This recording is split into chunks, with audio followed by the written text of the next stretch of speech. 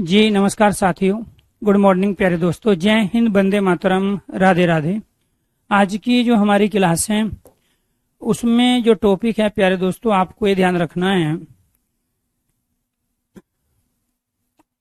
वर्णमाला हमारा टॉपिक चल रहा है और वर्णमाला के अंतर्गत हम स्वर के 4 भेद अपने कंप्लीट कर चुके हैं। इसके बाद आज जो बारी है हमारी वो है व्यंजन के भेदों की। ये अयोगवाह के बारे में भी कल हम जानकारी ले चुके थे। तो 3 प्रकार के वर्णों में एक स्वर, एक अयोगवाह और तीसरा हम आज व्यंजन के बारे में चर्चा करेंगे। तो व्यंजन क्या है? जिन वर्णों का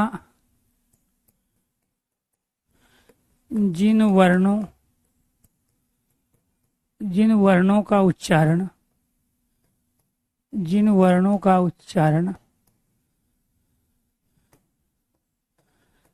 स्वर वर्ण की सहायता से हो। जिन वर्णों का उच्चारण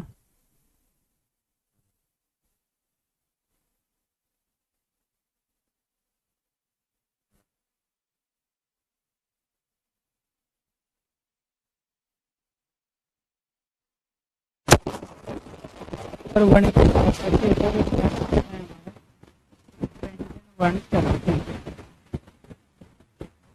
जो वर्ण स्वर की सहायता से बोले जाए या उच्चारित हो। तीसरा, व्यंजन के 2 रूप होते हैं। एक होता है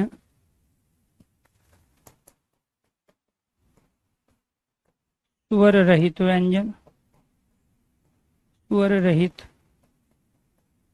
व्यंजन और एक होता है स्वर सहित व्यंजन। स्वर सहित और स्वर रहित व्यंजन, इसमें हमने ये वाला जो कै लिया ये हमारा स्वर रहित है और ये वाला जो कै है हमारा ये स्वर सहित है, जो कि आधा कै और ए को मिला के बनाए। इसको हम शुद्ध व्यंजन भी कहते हैं। शुद्ध व्यंजन या आधा व्यंजन भी इसको कहा जाता है। इसी का दूसरा नाम क्या है? आधा व्यंजन। इसी को हम क्या कहते हैं? आधा व्यंजन भी कहते हैं। ये आपको ध्यान रखना। इसके बाद बात करते हैं 4th, व्यंजन के मूल भेद। वो 3 होते हैं व्यंजन के मूल भेद। और 5th, व्यंजन के कुल भेद। व्यंजन के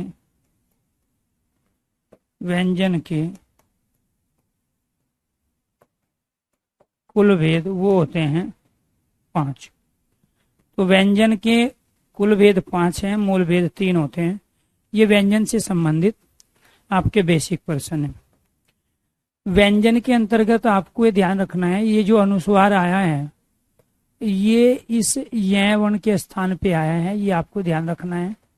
जो 6 वर्ग का अंतिम वर्ण है, आप इसका भी उच्चारण व्यंजन ही करोगे। तो ये आपको समझना पड़ेगा। कई बार यही पूछा जाता है, व्यंजन में अनुस्वार किस वर्ण के स्थान पे प्रयोग हुआ। ठीक है। इसके बाद यहाँ पे जो चर्चा हमें करनी है वो करनी है व्यंजन के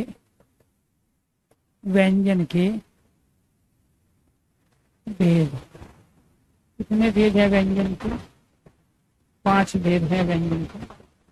इनमें से एक भेद है हमारा स्पर्श या वर्गीय व्यंजन। स्पर्श या वर्गीय व्यंजन। दूसरा जो भेद है वो है अंतस्थ या स्पर्श संघर्ष। अंतस्थ या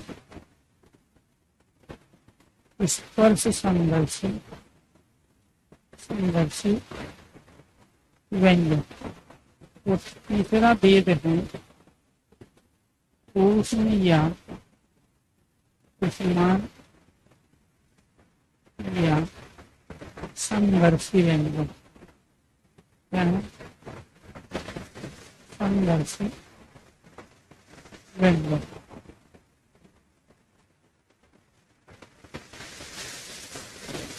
इसके बाद फोर्थ है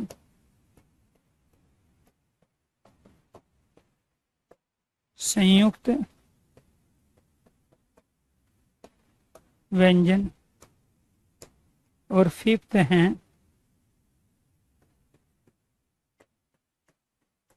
उत्क्षेपित व्यंजन।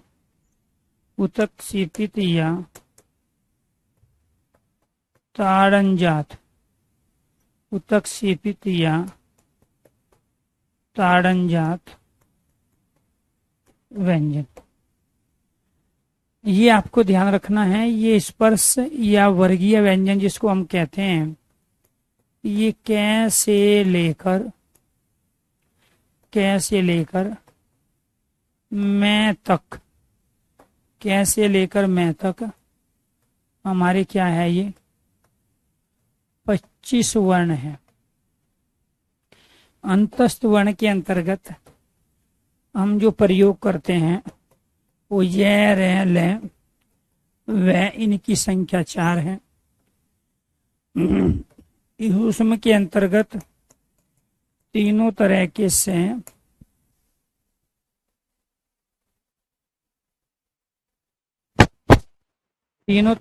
हैं का प्रयोग करते हैं, ये भी 4 होते हैं। संयुक्त व्यंजन के अंतर्गत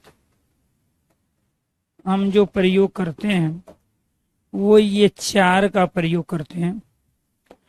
और उत्क्षेपित और ताड़नजात जो होते हैं हमारे, वो होते हैं ये वाले 2, एक ये डैं और एक ये ढैं। कुल मिला के आप 11 स्वर 2 अनुस्वार ऑलरेडी पढ़ चुके हो। उसके साथ साथ आपको ध्यान रखना है, ठीक है, कोई नहीं, क्योंकि ये चीजें आप रिपीट कर लोगे तो ज्यादा अच्छा है, क्योंकि इस तरह की चीजें अक्सर आपकी गलत हो जाती है। ठीक है, तो यहाँ पर कैसे लेकर मैं तक आपके 25 वर्ण हो गए। इसको हम अंतस्थ या स्पर्श संघर्षी भी कहते हैं, उष्मान या संघर्षी व्यंजन भी कहते हैं, संयुक्त व्यंजन कहते हैं। ये 4 आ गए। उत्क्षेपित या ताड़नजात जो व्यंजन है वो आपके ये वाले हो गए। अब यहाँ आपको ध्यान रखना है, इसको अंतस्थ का अर्थ होता है अंदर। जब फेफड़े पहले वायु फेफड़ों के अंदर जाए फिर वो बाहर निकले, तब हम इन वर्णों का उच्चारण कर पाते हैं। यह रह का अंतस्थ एक तत्सम शब्द है, अंदर उसका तद्भाव शब्द है। तो जब फेफड़े पहले वायु को अंदर ले फिर बाहर छोड़े, तब हम यह रह का उच्चारण कर पाते हैं, जिसकी वजह से इसको स्पर्श संघर्षी भी कहते हैं। क्योंकि अंदर वायु जाते समय वो स्पर्श करते हुए घर्षण करती है, बाहर निकलते समय घर्षण नहीं होता है। जिन वर्णों के उच्चारण में वायु फेफड़ों के द्वारा छोड़ी जाती है, हम जब इन वर्णों का उच्चारण करते हैं तो वायु गर्म हो जाती है, क्योंकि वो घर्षण के द्वारा बाहर आती है। तो जहां फेफड़े गर्म वायु को वर्णों के उच्चारण के दौरान छोड़े वो ऊष्म कहलाते हैं, अर्थात संघर्षी व्यंजन कहलाते हैं। जहां फेफड़े पहले अंदर हवा ले फिर बाहर छोड़े, जैसे पंप होता है हवा भरने का, जो है साइकिल के टायर में हवा भरते हैं, पहले उसके हैंडल को हम ऊपर खींचते हैं फिर नीचे दबाते हैं, तब हवा टायर के अंदर जाती है। ऐसे ही इसमें पहले हवा ली जाती है फेफड़ों के अंदर, फिर छोड़ी जाती है। उसमें यथार्थ इनको हम गर्म कहते हैं, उष्मान संघर्षी कहते हैं। जब भी हम इनका उच्चारण करेंगे तो फेफड़ों से गर्म हवा शरीर से बाहर निकलेगी। आप यहाँ पे हाथ लगा के खुद इनका उच्चारण करके देख सकते हैं। कै खे गै घै में गर्म एयर नहीं आती है, य रे लवे में भी गर्म एयर नहीं आती है, लेकिन जब हम सह का उच्चारण करेंगे तो यहाँ गर्म एयर लगेगी। इसी वजह से इनका नाम उष्मान या संघर्षी व्यंजन पड़ा। संयुक्त व्यंजन इसलिए कहा गया क्योंकि ये दो अलग अलग व्यंजनों से मिलके बनते हैं, इसलिए ये संयुक्त व्यंजन। संयुक्त स्वर भी आपने कल पढ़े थे, ठीक है। तो ये संयुक्त व्यंजन इसलिए है क्योंकि ये दो व्यंजनों से मिलके बनते हैं। तो ये तो हो गए आपके कंप्लीट कि अंतस्थ वर्ण क्या होते हैं और ऊष्म क्या होते हैं। इनमें से इतना ही पूछा जाएगा, इनकी संख्या कितनी होती है। आपका हो गया 4। अंतस्थ कितने होते हैं? 4। कौन कौन से होते हैं? य रे लय वे। पहला कौन सा होता है? ये। दूसरा रे। तीसरा लय। चौथा आपका वे। इसमें पहला क्या होगा? से। दूसरा ये षटकोण वाला से। तीसरा सपेरे वाला से, दंतव्य से बोलते हैं। तालव्य से, मूर्धन्य से, दंतव्य से। और चौथा होता है। तो कितने हो गए आपके? 4। डिक्शनरी में भी, हिंदी शब्दकोश में भी इनका सीक्वेंस यही रहता है जो मैंने यहाँ पे लिखा है। अब बात करते हैं संयुक्त व्यंजन की, फिर आएंगे स्पर्श व्यंजन के बाकी बचे हुए क्वेश्चन पे। तो ये जो संयुक्त व्यंजन है ये क्या है? ये दो अलग अलग व्यंजनों से मिलके बने हैं संयुक्त व्यंजन। ये किससे मिलके बने हैं? ये है आपके संयुक्त व्यंजन। तो इस संयुक्त व्यंजनों की जो संख्या है वो है 4। अब यहाँ आपको ये ध्यान रखना है, इनमें से एक व्यंजन तो है हमारा ये वाला, दूसरा व्यंजन ये है, तीसरा व्यंजन ये है, चौथा ये है, और एक हम 5वां भी प्रयोग करते हैं। क्योंकि ये दो अलग अलग व्यंजनों से मिलके बने हैं इसलिए हम इनको क्या कहते हैं? संयुक्त व्यंजन। जैसे ये यहाँ से लेके यहाँ तक ये कैसे मिलके बना है, और ये यहाँ से लेके यहाँ तक ये यहाँ पे आपका आधा तय से मिलके बना है। ये यहाँ से लेके यहाँ तक आपका ये जैसे मिलके बना। मैं अपने पास से कुछ नहीं कह रहा हूँ, जो इसमें है मैं वही आपको दिखा रहा हूँ। ये यहाँ से लेके यहाँ तक इस आधे से ऐसे मिलके बना है, और ये यहाँ से लेके यहाँ तक ये क्या है? आधे दय से मिलके बना है। अब बात करते हैं इसमें कि अगर मैं ये डंडा खींच दूं तो ये क्या हो गया आपका? से। ये यहाँ से लेके यहाँ तक ये क्या हो गया आपका? ये वाला रे हो गया। ये यहाँ से लेके यहाँ तक ये च वर्ग का अंतिम वर्ण हो गया, और ये यहाँ से लेके यहाँ तक ये क्या हो गया आपका? रे। और ये यहाँ से लेके यहाँ तक आपका क्या हो गया? ये। तो ये तमाम जो वर्ण हैं दोस्तों ये बने ही इस रूप में हैं, ठीक है। इसलिए हमसे ये पता चला कि संयुक्त व्यंजन जब वो कह रहा है तो उसमें दो व्यंजन होंगे। एक पॉइंट, उनमें से जो पहला वाला व्यंजन है हमेशा आधा होता है अर्थात स्वर रहित होता है, जिसको हम शुद्ध व्यंजन भी कहते हैं। इसकी एक कंडीशन हमारी और बन सकती है, वो बनेगी ये कै आधा से और ये ऐसे मिलके बन गया, और ये जो बन गया आपका ये तय, और ये क्या है? रे, और इसके बाद में क्या है? ए है। ये क्या बन गया आपका? ये जय, और ये, और ये क्या हो गया आपका? ये ऐसे मिलके बन गया। और ये जो बना है ये क्या बना है? आधा से आधा रे, और ये क्या मिलके? ऐसे मिलके बन गया। और ये मिलके बना है आधा दे आधा ये, और ये मिलके बना है आपका ए के साथ में। क्लियर? ये आपको ध्यान रखना, ठीक है। तो ये आपको ध्यान रखना है कि इसमें से, ठीक है, ये से ए रे और ए ये और ए रे और ए ये और ऐसे मिलके बना हुआ है, ठीक है जी। तो यहाँ आपको ये भी ध्यान रखना है कि ये कंडीशन और ये कंडीशन सेम है। वो आपसे पूछेगा कि इससे संबंधित सही विकल्प बताइए क्या है। 4 ऑप्शंस आपको दे देगा। वो क्या पूछ रहा है? इससे संबंधित सही विकल्प क्या है। एक दे दिया ऑप्शंस में ये वाला, दूसरा ऑप्शन दे दिया उसने ये वाला, तीसरा ऑप्शन दे दिया उसने ये वाला, चौथा ऑप्शन दे दिया उसने ये वाला, पांचवा ऑप्शन दे दिया उसने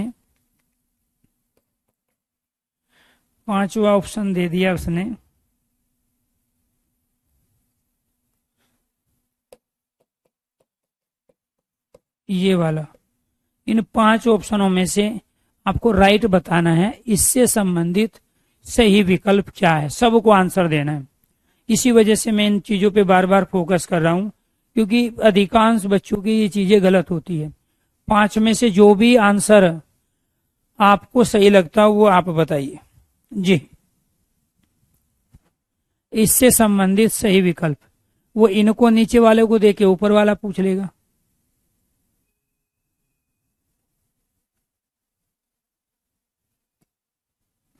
जी बताइए। डीप से पढ़ोगे तो भर्ती हो जाओगे, और डीप से नहीं पढ़ोगे 4 साल तक तैयारी करते रह जाओगे, भर्ती कोई और हो जाएगा।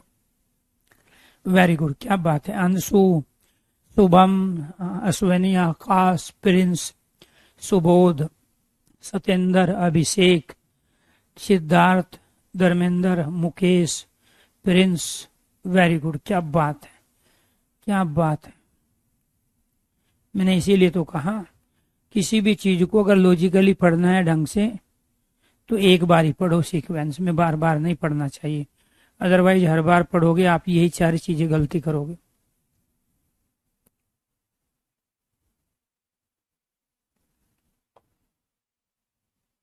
Very good. ये देखो यहाँ, ये क्या है, इसमें जो गलती है वो गलती है ये वाली। ये तब सही होता जब ये कंडीशन और जुड़ती इसके साथ। ये तब सही होता जब यहाँ हलंत लगा होता। ये तब सही होता जब इसके साथ ए आता। ये तब सही होता जब यहाँ हलंत होता। ये भी तब सही होता। ये दोनों तो एक ही कंडीशन बना दी मैंने। ठीक है, चलो ये 4 ई कर लेते हैं फिर। तो इसका मतलब क्या है, ये भी गलत है क्योंकि इसमें हलंत नहीं था। ये भी गलत है क्योंकि इसमें ये नहीं था। ये भी गलत है क्योंकि इसमें हलंत नहीं था। ये भी गलत है क्योंकि इसमें हलंत और ए नहीं था। आपको ये दो ही तो चीज बताई गई, उसमें भी आपको कंफ्यूजन हो गया। अरे ये तो इसका ये है, संयुक्त व्यंजन में जब ये बता दिया गया कि पहले वाला आधा होगा, तो ये पहले वाला आधा से एक व्यंजन है, और व्यंजन की डेफिनेशन क्या लिखवाई गई आपको, ये इसीलिए तो लिखवाई आपको दो दो बार। जिन व्यंजनों का उच्चारण स्वर वर्ण की सहायता से हो, जो वर्ण स्वर की सहायता से बोले जाए, जो स्वर की सहायता से बोले जाए। ठीक है, व्यंजन के 2 रूप होते हैं, एक स्वर रहित एक स्वर सहित। ये स्वर रहित है जिसको शुद्ध व्यंजन आधा व्यंजन कहते हैं, ये स्वर सहित है आपका। तो यहाँ आपको ये ध्यान रखना है, जब ये स्वर सहित था तो इसको तो आप अलग करोगे ना। ठीक है, या तो वो ये कंडीशन दे या फिर वो ये देगा। बात एक ही है, यहाँ आधा करके इसमें स्वर दिखा दिया हमने। ठीक है, तो इनमें से कोई भी सही नहीं था। अब आपको ये ध्यान रखना है, आप ये कहोगे सर जी यहाँ तो आपने 4 लिखा है और यहाँ आपने ये 5वां भी प्रयोग कर लिया है।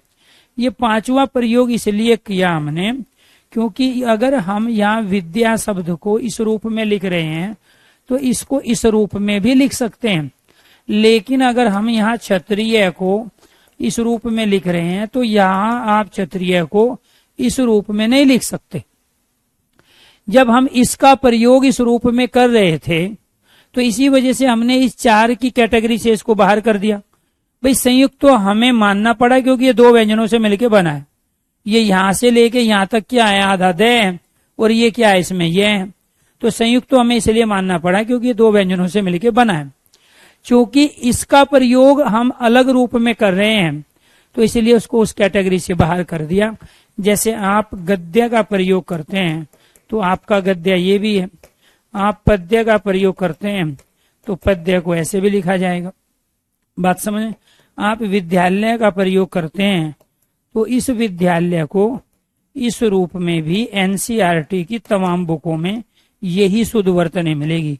अगर आपसे वो वर्तनी के रूप में पूछे कि ये विद्यालय सही है तो ये सही है, ये वर्तनी सही है, ये वर्तनी सही है, ये वर्तनी सही है, और ये वाली वर्तनी गलत है, क्योंकि आप इसका प्रयोग इस रूप में कर ही नहीं सकते।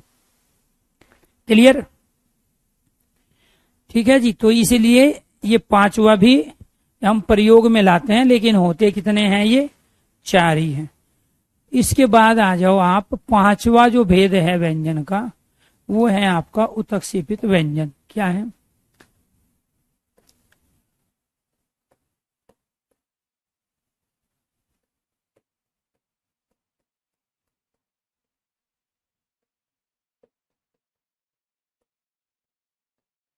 या ताड़नजात वर्ण कितने होते हैं, 2 होते हैं। कौन से होते हैं, ये वाले।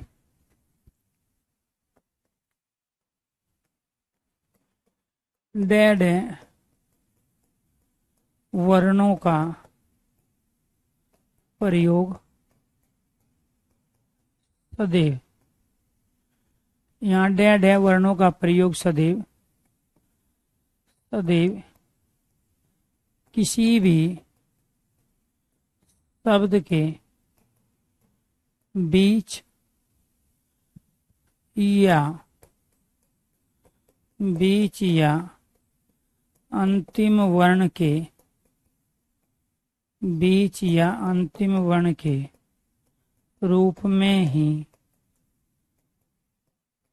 किया जा सकता है, किया जा सकता है।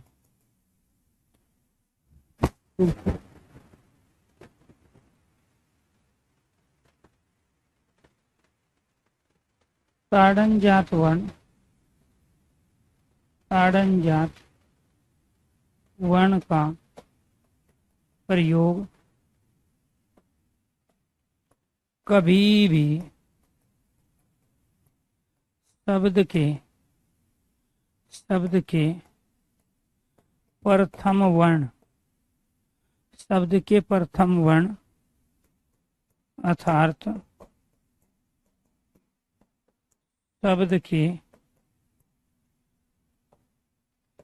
शब्द के प्रारंभ, आरंभ, आगे, आदि, शुरू, आदि, शुरू में, शब्द के प्रारंभ, आरंभ, आगे, आदि, शुरू में नहीं किया जाता है, शुरू में नहीं किया जाता है, आदि शुरू में नहीं किया जाता है।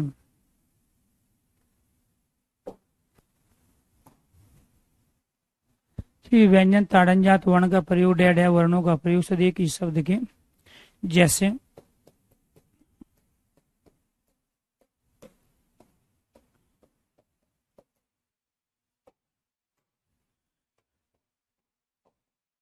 सड़क, लड़का,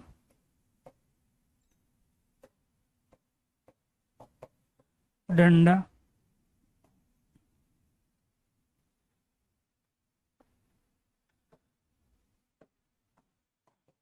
पांडा,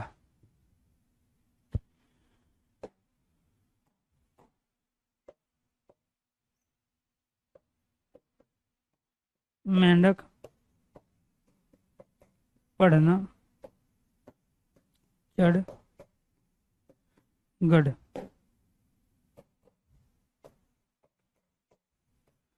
डेयरी, ये गलत है, ढक्कन, ये गलत है। तो आप ढक्कन में इसका प्रयोग करते हो, यहाँ डेयरी में करते हो, ये अशुद्ध वर्तनी है, गलत वर्तनी है। आप कभी भी प्रथम वर्ण के रूप में इसका प्रयोग नहीं कर सकते। तो ये आपको ध्यान रखना है कि यहाँ पे हमने बीच में प्रयोग किया है, यहाँ भी बीच में प्रयोग किया है, यहाँ अंत में प्रयोग किया है, यहाँ भी अंत में प्रयोग किया है। तो उत्क्षेपित ताड़नजात वर्ण दो होते हैं। इन वर्णों को हम उत्क्षेपित और ताड़नजात वर्ण कहते हैं। जो च वर्ग का तीसरा और चौथा वर्ण होता है, उसके नीचे जब हम बिंदी लगाते हैं, उसके नीचे जब हम बिंदी का प्रयोग करते हैं, तो हम उसको कहते हैं उत्क्षेपित व्यंजन या ताड़नजात व्यंजन। क्लियर? तो जब भी हम ढक्कन में, डेयरी में या ढेर में, इसमें हम प्रयोग इस रूप में करेंगे, तो ये क्या कहलाएंगे? गलत वर्तनी, अशुद्ध शब्द कहलाएंगे। तमाम किताबों में इस रूप में ये चीजें लिखी है, लेकिन किताबों को टाइपिंग करने वाले जो होते हैं वो 10th और 12th टाइपिस्ट होते हैं, उनको इस चीज का ज्ञान नहीं होता है, बाकी लोग ध्यान देते नहीं है। तो इसीलिए आपको ध्यान रखना है कि यहाँ पर जब भी आप प्रयोग करोगे, शब्द के बीच में करोगे, मध्य में करोगे, या फिर शब्द के अंतिम वर्ण के रूप में करोगे। अब शब्द का मध्य का मतलब ये नहीं कि सड़क में 3 वर्ण है बीच में, अरे हो सकता है 5 वर्ण वाला शब्द हो, ठीक है, तो पहले वर्ण के रूप में आप प्रयोग नहीं करोगे, बाकी किसी भी बीच में आ जाए, वो दूसरे तीसरे चौथे नंबर पर, ये पांचवे में, ये दो ही व्यंजन आपके क्या होते हैं, उत्तक्षेपित व्यंजन। अभी आपने अंतस्थ वर्ण भी कंप्लीट कर लिया है, ऊष्म भी कंप्लीट कर लिया है, संयुक्त भी कंप्लीट कर लिया है, और आपका कंप्लीट हो गया उत्तक्षेपित अर्थात ताड़नजात वर्ण। तो ये इनकी संख्या 4 है, ये 2 है, ये भी 4 है, ये भी 4 है। अब बात करते हैं स्पर्श व्यंजनों की, वर्गीय व्यंजनों की। हालांकि उसमें जितने भी क्वेश्चन बनते थे वो मैं ऑलरेडी आपको कल वाली क्लास में करा चुका हूँ, जैसे अनुनासिक वर्णों के बारे में बताया। अब उसमें कौन से अल्पप्राण कौन से महाप्राण है, वो लास्ट वाला जो हमारी जो सेक्शन है पर्यटन के आधार पर वर्णों का वर्गीकरण, उसमें हम बताएंगे आपको अल्पप्राण, महाप्राण, अघोष, ठीक है, और सघोष के बारे में। तो व्यंजन के जो पांचों भेद है, अगर वो आपको समझ में आ गए हो तो एक बार सारे स्टूडेंट आप ओके कीजिए, यस कीजिए। और इसके बाद दूसरा जो हमें सेक्शन लेना है वो लेना है, इस सेक्शन को हम एक बार और पढ़ेंगे, ठीक है, वो पर्यटन के आधार पर वर्णों के वर्गीकरण में, अल्पप्राण, महाप्राण, घोष, अघोष के बारे में। इसके अलावा यहाँ से जो प्रश्न बनते हैं वो कुछ बेसिक प्रश्न हैं जो बार बार पूछे जाते हैं, उनको ले लेते हैं और फिर दूसरा सेक्शन कंप्लीट करते हैं। जैसे यहाँ से आपसे एक प्रश्न पूछा जाएगा अर्ध स्वर के बारे में, अर्ध स्वर क्या होते हैं। दूसरा प्रश्न आपसे पूछा जाएगा स्पर्श संघर्षी, स्पर्श संघर्षी वर्ण कौन से होते हैं। तीसरा प्रश्न होगा स्पर्श संघर्षी सप्रवाह वर्ण कौन से होते हैं। फिर आपसे पूछा जाएगा संघर्षी वर्ण कौन से होते हैं और कितने होते हैं संघर्षी वर्ण। फिर आपसे पूछा जाएगा यहाँ पर कर्कश वर्ण, कर्कश या कठोर वर्ण कितने होते हैं और कौन से होते हैं। फिर आपसे पूछा जाएगा काकल्य वर्ण, काकल्य वर्ण कौन से होते हैं। इसके बाद में फिर सातवां प्रश्न आपसे पूछेगा पार्श्विक, पार्श्विक व्यंजन, ठीक है, पार्श्विक व्यंजन, परकंपित व्यंजन, पार्श्विक व्यंजन, परकंपित व्यंजन।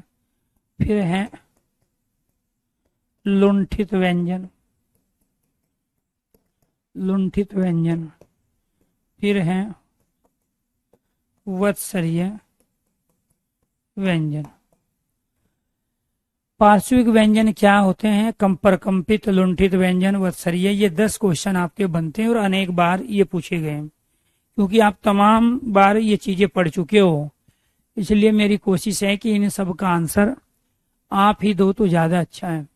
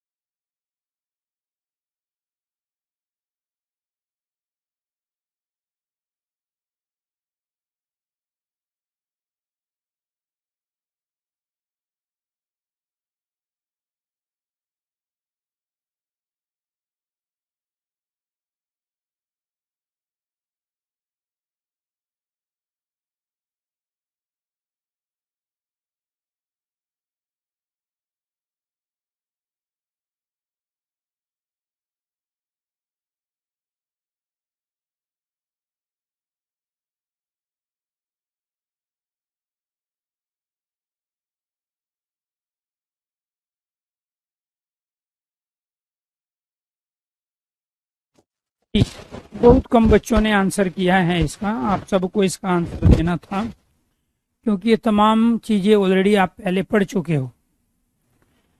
जो ये रे ले वे चार जो हमारे अंतस्थ वर्ण होते हैं उनमें से ये और अंतिम वर्ण ये रे ले और वे, ये जो दो वर्ण हैं आपके, ये कहलाते हैं आपके अर्धस्वर। इस पर संघर्षी जो च वर्ग के पहले चार वर्ण हैं, जिसमें हम च छ ज और झ, ये चार वर्ण कहलाते हैं आपके यहाँ इस पर संघर्षी। ठीक है, ये सॉरी अंतस्थ वर्ण जो है, ये इस पर संघर्षी से अपर तो नीचे है। ये रे ले और वे, ये चार वर्ण आपके इस पर संघर्षी कहलाते हैं। और ये च वर्ग के वर्ण च छ ज और झ, ये चार वर्ण आपके कहलाते हैं इस पर संघर्षी से अपर। इसके बाद संघर्षी जो वर्ण होते हैं हमारे, वो होते हैं हमारे ये से और हैं, इनकी भी संख्या चार होती है। कर्कश या कठोर वर्ण जो कहलाते हैं हमारे, वो ट वर्ग के वर्ण होते हैं, ट ठ डे और ढ, ये चार वर्ण हमारे कर्कश या कठोर वर्ण कहलाते हैं। काकल्य वर्ण जो हैं वो ये है जो है, ये काकल्य वर्ण कहलाता है एकमात्र ऐसा वर्ण है जो केवल काकल्य वर्णों के अंतर्गत भी आता है, ये आपको ध्यान रखना है। ठीक है, इसके साथ यहाँ पे है जो है लुंठित परकंपित जो व्यंजन होता है वो हमारा रे होता है। ये इसको हम लुंठित और परकंपित दोनों कहते हैं क्योंकि इसमें जो जीभ है हमारी लुढ़क जाती है, रे जब हम कहते हैं वो लुढ़क जाती है। पार्श्विक व्यंजन हमारा लय होता है क्योंकि जब लय का उच्चारण करते हैं तो जीभ की साइड से हवा निकल जाती है, उसी को वत्सरीय व्यंजन भी कहते हैं। तो आपको ये ध्यान रखना है, पार्श्विक व्यंजन वत्सरीय व्यंजन एक ही होता है, वो होता है हमारा लय। इसको पार्श्विक इसलिए कहते हैं, जब हम लय का उच्चारण करते हैं तो जीभ हमारी आड़ी तिरछी हो जाती है और साइड से जो है बाईपास से हवा निकल जाती है, जिसकी वजह से इसका नाम पड़ गया पार्श्विक व्यंजन। परकंपित है, रे का हम उच्चारण कर रहे हैं तो आप एक बार फोकस करें मुंह के, हमारे मुख के अंदर क्या चीजें हो रही है। जैसे हमने रे का उच्चारण किया रे, तो जीभ हमारी कांप रही है, ऐसे लुढ़क रही है, तो जीभ लुढ़क जाती है रे का उच्चारण करने में, इसलिए इसको लुंठित कहा। जीभ कंपन करती है रे को, वो 2-3 बार झटके लेती है, इसलिए इसको परकंपित या लुंठित कहलाते हैं। इसके अलावा आपको ध्यान रखना है 11वां एक और हमारा यहाँ से जो प्रश्न बनेगा और ये पूछे जाएंगे किसी न किसी रूप में, ये ध्यान रखना है, ये आपको ध्यान रखना है। एक गर्हित या आगत वर्ण या ध्वनि, एक ही बात है, गर्हित आगत या वर्ण, इनके अंतर्गत जो हमारे आते हैं वो आते हैं ये वाले, एक कै है, खे है, गे, जै और फे। जब इनके नीचे यहाँ बिंदु तल लगा होता है तब हमको गृहीत या आगत वर्ण कहते हैं। ठीक है, इनको क्या कहते हैं, गृहीत या आगत वर्ण भी कहते हैं। एक 12वां प्रश्न और बनता है हमारा, जो कि मैं करा चुका हूं आपको, नासिक्य वर्ण। नासिक्य जो वर्ण होते हैं वो भी होते हैं हमारे 5। नासिक्य वर्णों के अंतर्गत जो हमारे वर्ण आते हैं वो प्रत्येक वर्ग का जो अंतिम वर्ण होता है वो हमारा क्या कहलाता है, वो हमारा नासिक्य वर्ण कहलाता है। तो ये जो 5 वर्ण हैं ये नाक से उच्चारित होते हैं, इसलिए हम इनको नासिक्य वर्ण भी कहते हैं। ये हमारे गृहीत या आगत वर्ण कहलाते हैं क्योंकि जब भी हम देवनागरी की लिपि में अरबी फारसी शब्दों का प्रयोग करेंगे तो उसमें जब भी कै खे गे जै फे आता है तो हम उनके नीचे यहाँ पे ये बिंदु तल अर्थात नुक्ते का प्रयोग करते हैं, इसकी वजह से इसको आगत या गृहीत कहते हैं।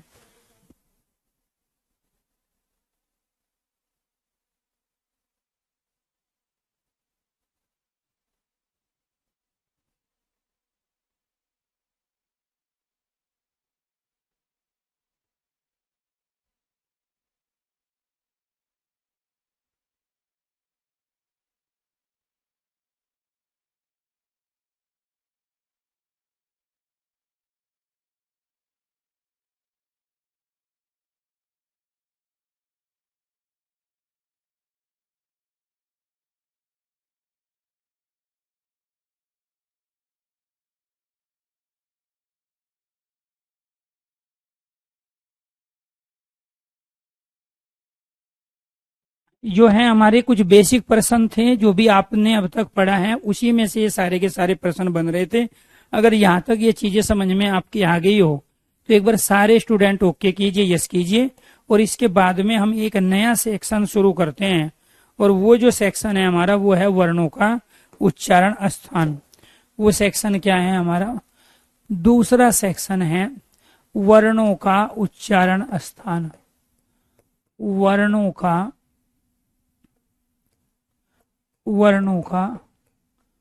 उच्चारण स्थान। वर्णों के कुल 8 उच्चारण स्थान होते हैं। इनमें से एक जो पहला उच्चारण स्थान है वर्णों का, वो है अकु है विसर्जनीय नाम। अकु है विसर्जनीय, अकु है विसर्जनीय नाम कंठ। अकु है विसर्जनीय नाम कंठ है।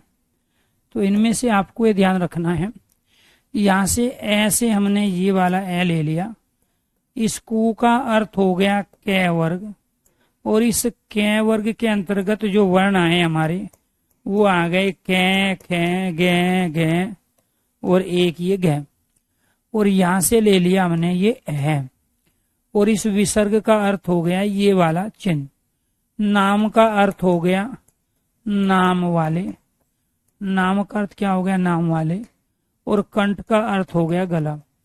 ये एक सूत्र है जो शॉर्ट ट्रिक के माध्यम से आपको ये बताने की कोशिश कर रहे हैं कि एक तो हमारा ए वर्ण कै वर्ग के 5 वर्ण है, और विसर्ग नाम वाले वर्णों का उच्चारण हम हमेशा कंठ अर्थात गले से करते हैं। प्यारे दोस्तों, आपको ध्यान रखना है, जो भी 52 प्रकार के वर्ण आपने पढ़े, तो कौन कौन से वर्ण आपने पढ़े? ठीक है, कल वाली क्लास में और अब तक आपने, एक तो आपने सबसे पहले स्वर वर्ण कितने थे आपके? 11। इसके बाद में आपने पढ़ा यहाँ व्यंजन। व्यंजन में भी आपने स्पर्श व्यंजन आपने 25 में लिख ही देता हूं। स्पर्श व्यंजन आपने पढ़े, वो कितने थे आपके? 25। तो 25 आपके स्पर्श व्यंजन थे। अंतस्थ आपका व्यंजन जो है वो 4 थे। इसके बाद में ऊष्म व्यंजन जो थे वो भी 4 थे। इसके बाद में संयुक्त व्यंजन जो है वो भी आपके 4 थे। इसके बाद ताड़न जात, ताड़न जात, ताड़न जात आपके 2 थे। और इसके बाद में आपके थे अयोग वहा, वो भी आपके 2 थे। और ये टोटल मिला के कितने हो गए? ये यहां से लेके यहां तक आपके हो गए 33। 11 और 33 44, 44 4 48, 48 और 4 हो गए आपके 52। तो हिंदी वर्णमाला में कुल 52 वर्ण हम प्रयोग करते हैं। कुल वर्ण कितने प्रयोग करते हैं? 52 वर्ण हम प्रयोग करते हैं। इन 52 वर्णों को हम 8 जगह से उच्चारण करते हैं, 8 उच्चारण स्थान। इन 52 वर्णों का जो उच्चारण स्थान है, उच्चारण स्थान, वो हम 8 जगह से करते हैं।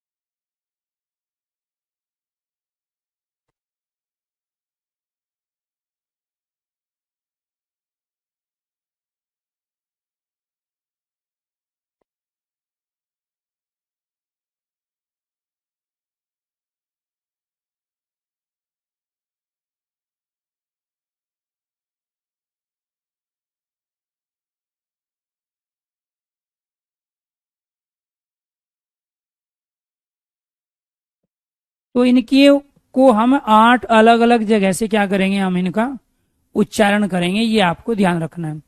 अब ये जो उच्चारण स्थान है, ये काम किस तरह करेंगे उसको देखो। अब हमारे पास इसके 4 तरीके हैं वर्णों के उच्चारण करने के। एक तरीका तो यह है कि जिस भी वर्णों को हम उच्चारण कर रहे हैं, हम शीशे के सामने जाके खड़े हो जाए और ये देखे शीशे के सामने खड़े होके कि कौन से वर्ण को उच्चारण करते समय हम शरीर के कौन से अंग का प्रयोग कर रहे हैं, अर्थात शरीर का कौन सा भाग एक्टिव है। एक तरीका तो ये है। दूसरा यह है कि व्यक्ति उच्चारण करे, दूसरा उसको देखे कि वो शरीर के किस अंग से मूवमेंट कर रहा है। तीसरा तरीका यह है जो हमने ये सूत्र बताया है आपको, अकु है विसर्ज्य नाम कंठ। ये सूत्र से हमें पता चल जाता है ए कै वर्ग के 5 है विसर्ग, इन सब का उच्चारण हम कहां से करते हैं, गले से करते हैं, कंठ से करते हैं। और फिर एक चौथा तरीका यह है कि आपने जैसे देखा होगा कि जैसे हमने एक चीज ले ली यहाँ 55 MBA, तो ये जो 55 MBA है ये हमें ये बताता है कि भारत के 7 पड़ोसी देश हैं जिनकी सीमा रेखा भारत की सीमा रेखा से मिलती है। उसमें से एक बांग्लादेश है, दूसरा चाइना है, पाकिस्तान, नेपाल, म्यांमार, भूटान और अफगानिस्तान। तो टोटल कितने देश हुए, टोटल देश हुए 7 जिनकी सीमा रेखा भारत की सीमा रेखा से मिलती है। सबसे ज्यादा सीमा रेखा किसकी मिलती है, बांग्लादेश की। सबसे कम किसकी मिलती है, अफगानिस्तान की। अफगानिस्तान के बाद सबसे कम किसकी मिलती है, 20 से भूटान। और बांग्लादेश से के बाद सबसे ज्यादा किसकी मिलती है, चाइना। सबसे ज्यादा बांग्लादेश, बांग्लादेश के बाद चाइना की। तो जब यहाँ बै का अर्थ बांग्लादेश है, च का चाइना है, पै का पाकिस्तान, न का नेपाल, मैं का म्यांमार, बी का भूटान, ए का अफगानिस्तान, तो सेम इसी तरीके से हमने यहाँ ये भी कर लिया। यहाँ से ए ले लिया, इस कु का अर्थ हो गया कै वर्ग, यहाँ से है लिया विसर्ग नाम वाले वर्णों का उच्चारण स्थान आपका कंठ अर्थात गला हो गया। क्लियर। 8 ही उच्चारण स्थान होते हैं, पर्टिकुलर एक जगह से 8 ही वर्ण का उच्चारण कर सकते हैं, उससे ज्यादा नहीं और उससे कम नहीं। 1 और 5 6 7 और 1 8, तो इन 8 वर्णों का उच्चारण स्थान कहां से होगा, गलत। कमाल की बात देखो, 8 उच्चारण स्थान है और मैक्सिमम एक जगह से हम 8 ही वर्णों का उच्चारण कर सकते हैं।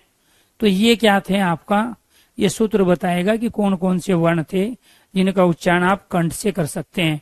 अगर यहां तक चीजें समझ में आ गई हो तो एक बार सारे स्टूडेंट ओके कीजिए, यस कीजिए। दूसरा उच्चारण स्थान है ईचू यसानाम, ईचू यसानाम तालव्य, ईचू यसानाम तालव्य। यहां से हमने क्या लिया, ई, यहाँ पे ये ऊ की मात्रा आई है, इसका मतलब क्या हो गया, च वर्ग। च वर्ग के अंदर कौन से वर्ण आते हैं, च छ ज झ और ये वाले आते हैं।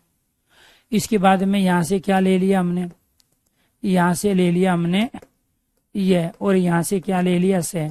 देखो हमारे 8 पूरे हो गए, 1 और 5 ये 6 7 और 1 8, 8 पूरे होते ही आगे बढ़ना ही नहीं है। नाम वाले वर्णों का उच्चारण स्थान तालु से होगा। कहां से होगा, तालु से। कंठ ये था जो हम ये उच्चारण कर रहे थे। उच्चारण करके देखो, कै खे गे गे, यहाँ हाथ रखो, कै खे गे गे, तो यहाँ कंठ का प्रयोग कर रहे हैं तो कंठ से है। ए तो कंठ का, इसमें तालु का प्रयोग करो यहाँ। अब यहाँ रखो हाथ, ठीक है, च छ जय जय, तो तालु कहाँ है, जीभ के ऊपर और नीचे की खाली जगह, तो वो क्या है आपका तालव्य है। तो ई और च छ जय जय, ये और से नाम वाले वर्णों का उच्चारण स्थान क्या हो गया, आपका तालु हो गया। एक ही जगह से हम कितना कर सकते हैं, 8 का कर सकते हैं, वो हो गया हमारा कंप्लीट। इसके बाद में क्या है, ऋटुर रसानाम, ऋटुर रसानाम मूर्धन्य। तो ऋटु रसानाम मूर्धन्य क्या है, मूर्धा को कहते हैं।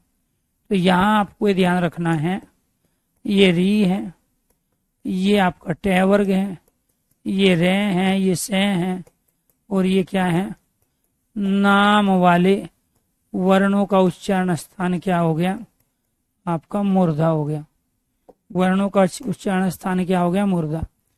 तो यहाँ आपको ये ध्यान रखना है इसमें क्या आ गया है, टे, ठे, डे, ढे और ने। री एक, ये 5 6, 1 और 5 6, 7 और 1 8। इन 8 वर्णों का उच्चारण स्थान ये यहां से ले लिया, ये यहां से ले लिया और ये यहां से, तब मूर्धा से होगा। मूर्धा क्या है, खोपड़ी के अंदर खाली जो जगह है।